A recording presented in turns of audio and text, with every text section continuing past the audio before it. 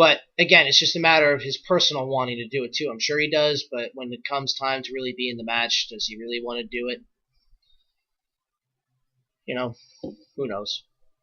But long story short, and I know I went on a little bit, and I'm sorry, AJ is 42, I think. Because I saw something online where they were comparing Styles to Hogan in the regards of, at the time when Hogan was 42 in WCW, people were crying that, same old shit, he needs to go away. Where AJ Styles is the same age of Hogan when that happened, and he's still one of the most over wrestlers ever. But then again, Hogan's routine was the same old shit until he turned into the NWO. Styles at 40, 41, 42 can still go.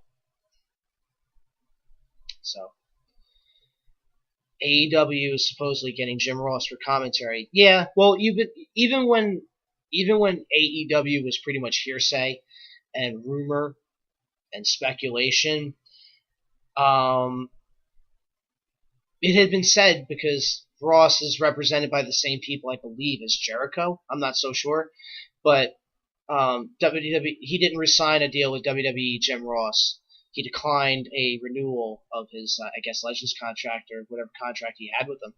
He declined it, and again, it's the same thing with Jericho. For the namesake of Jim Ross, yes, I understand why they have him on. As for him being able to call a match, it's not that he can't do it, he's still capable, but it's not the same as when it's obviously not going to be the same as it was even in the mid-2000s when he was calling Jeff Hardy winning his first world championship. But you listen to his calls on Axis, you listen to his calls on New Japan and for other events as well, and even the Man Classic, I think it was the first one that he was broadcasting, it's just not there anymore. I don't know how much he really watches the wrestling anymore, like as he would back in the day. I would much rather somebody else do the broadcasting, who I don't know. Actually, you know what would be interesting? I know this is a long shot, and I know he's openly expressed he's not interested in doing anything wrestling related anymore, but I would like to hear Taz and Jim Ross back together on the calls. I would like to hear that, because that's another common name. Taz. You know who Taz is from ECW and even WWE. Tony Schiavone's doing MLW. He ain't going nowhere. It's an easy schedule for him, because all you have to do is do the tapings for like 4 episodes, and then he goes home and does whatever he does. Yeah, Tony Schiavone's doing MLW. He ain't going nowhere. He's staying there. But yeah, I would like to hear Taz and Jim Ross do the calls. As for AEW's taping, you don't know that. You don't even know if they have a TV deal.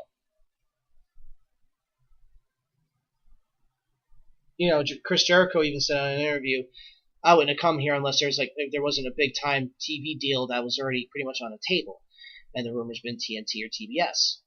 Once I see it in front of my face and it's officially announced that they are on that network, then I'll get excited. With Turner's money and the Khan's money, they can probably afford to do a live weekly show, since they did the copyright filing for a Tuesday night show. So, and by that time, you think, because SmackDown's on Tuesday, but as I was reminded at one point, they're moving to Fridays once they go on Fox. So Tuesdays will be fine. I could definitely see them going live on Tuesdays, especially if they have the TV money from TNT or TBS, if that is indeed the case. and the Khan's money with the rumored $100 million budget that they have going on there. So who knows? I can see Goldberg doing a one-time appearance at Double or Nothing. I didn't realize he represented Hogan too. Yeah, but Hogan ain't going to All Elite Wrestling, and nobody would want him there. Nobody would want him there. Keep him under WWE contract. I don't want him at All Elite Wrestling. I don't want Jim Ross at All Elite. But again, it's the household name, like a Chris Jericho. Chris Jericho,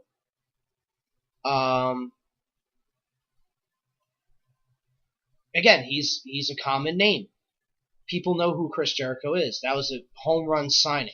If Jim Ross is announced, in theory, it will be a home run signing too. I just want to see how he does with the newer crop of talent. How much does he actually study these people? How much does he know about these people? You know what I mean? So that will be the test.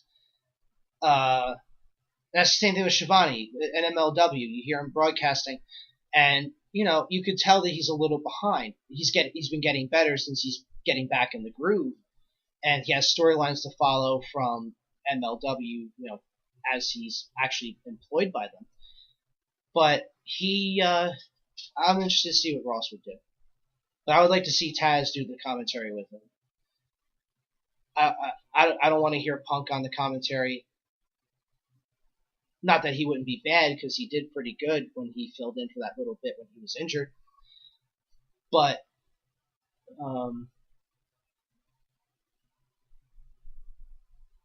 speaking of MLW, I did a part of an interview with Barrington Hughes recently. That's also on Spotify. There's a cheap plug. But New Heart Foundation, they're good too. You know who I would really like to see in AEW? The Lucha Brothers. They're solid. I would prefer. I like Rey Fenix, but at the same time, I really enjoy Pentagon Jr. I really enjoy Pentagon Jr. I would like to just see him come, but who the hell knows? Who knows? Yeah, but as we go along, it's going to be interesting to see who else they sign over at AEW. Yeah, AEW is going to be something else, let me tell you. If I didn't have any plans for that week, I was actually going to go on to, I was actually going to head out to Vegas for Double or Nothing, but plans are kind of getting in the way, which is okay. Which is absolutely okay. So, alright guys and gals, thank you so much for tuning in. I'm going to sign off for the night, actually. I appreciate you chatting with me. I appreciate you, watching. I appreciate you listening. If you're listening on the Spotify or Spreaker or wherever it is, I appreciate it all. Thank you so much. And let me get on here really quick, because I told them I would be playing it today. Here we go. I'm going to close out the show. Instead of doing my usual song that I would for the intro, I'm going to play a song by a local band here in New Jersey. They're called, oh God, why did I just do that? They're called Cold Blooded Capital. I found them out through a friend who knows them, just by accident, and they're really good. They're a young band. You can hear influences of Pantera, among other hard rock and heavy metal acts in there as well. But I asked them if I could play the song on the show, and they said go ahead. So I'm going to do that right now to close the show right now. This is Cold Blooded Capital with their song Bloodlust. Thank you all for listening to the show today. This Thursday, I will be on with Grey Wolf. Don't miss the interview.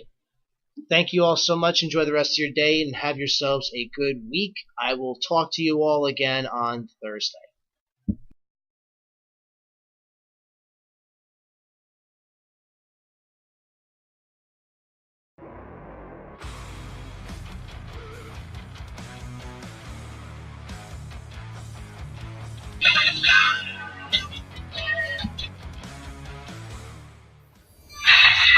To be clear, that wasn't the song. That's an ad. All right, now this is the song.